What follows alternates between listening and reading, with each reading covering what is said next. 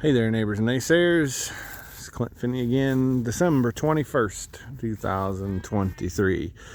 This one's for the customers. When I started doing YouTube videos, I really do it for my peers. I do it for folks that are into grazing and into livestock, and just to show them how we do things and how we manage the challenges and how things don't always have to be the way that they've always been.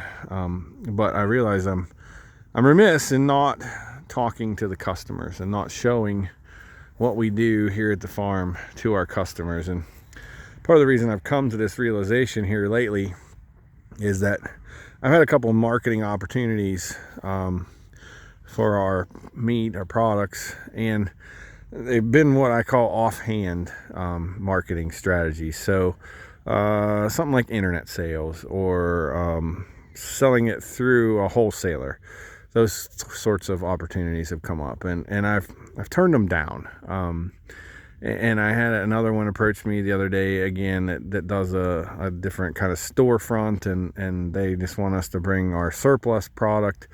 And for one, I don't have a whole lot of surplus product, and for two, it's just an offhand sale. I prefer not to sell things. What I mean by offhand is I'm not doing it. Somebody connected with the farm is not doing it. The person who's buying from me is not talking directly with one of us that actually is day to day in the farm and understands what we're looking at. And it's tough. When the easy sale beckons, you want to take that easy sale as much as you can. But not every sale is a profitable sale. And for me, I want to be able to talk to the customer. I want them to hear my story. I want them to know my voice. I want them to know my kids. I want them to know that I'm doing this for the right reasons, not just for economic gain. And if that means our business grows slower than it would if we took some other high road, I guess you could say, so be it. Does that mean I'll never go to internet sales? No, it doesn't. Does that mean I'll never do those things? No, it doesn't. As we progress, and if we build a good website, and in part with videos like this, where people can hear my voice and see the things that we do, I think we may move into that. But for now, I'm just a small guy from Eastern Ohio. I want people to know my name, as I said, know my kids, know my voice. Know that what we're doing is true at heart. And speaking of kids, and we're just here to feed our customers as best we can and do the best by our animals. And so I wanted to stand out here. It's wintertime. Any of you that ever raise livestock know that this is a crappy time to have livestock. But there's two good examples here. These sheep are turned loose on a 3-acre paddock. We're feeding hay. We move the hay rings every time we put bales in there to a new spot. Basically leaving fertility on the field. But they have room to roam. They can go wherever they want in this. They can go up in the trees and find shelter there. They can lay in the hay that they've wasted from the bales before. And that's different from the way a lot of sheep are raised. Yes, we don't have a barn. But we found that by putting them in a barn is actually less healthy than leaving them turned out here loose. A couple of years ago, we built a concrete pad and put sheep on for a winter and realized that did not work the way we wanted it to.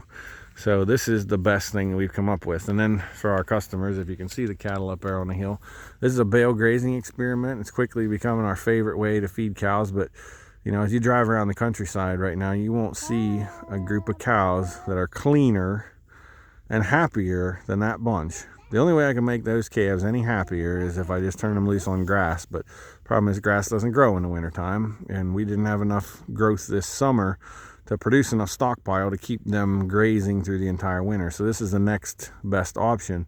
We give them a little bit of grass every 4 days or 5 days and 2 new round bales of second crop hay.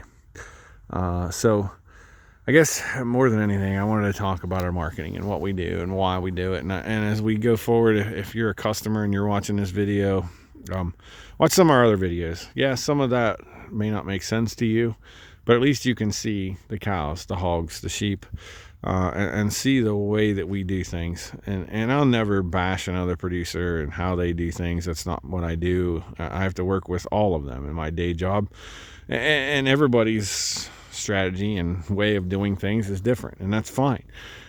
It's all marketing. It's all how we decide to market our products, all how we decide to treat our animals. It's all how we decide to do things. There is no one set best way. We just want to do it our way. And our way is to market hand to hand, to be able to see the customer, meet the customer, talk to the customer, know the customer's kids' names. That's important to me. And know that they're enjoying our product as much as we enjoy raising it, as much as we enjoy selling it. I wouldn't get that at supermarket. I wouldn't get that with internet sales. You get the offhand comment, but most of the time you get the negative comments, not the good ones. So it's better for me to stay a small town boy and sell stuff in a relationship. We call it relationship marketing. It takes us longer to get our products sold. It takes us longer to build a business, but it sure is a whole hell of a lot more enjoyable. With that, I'll say, we'll see you next time.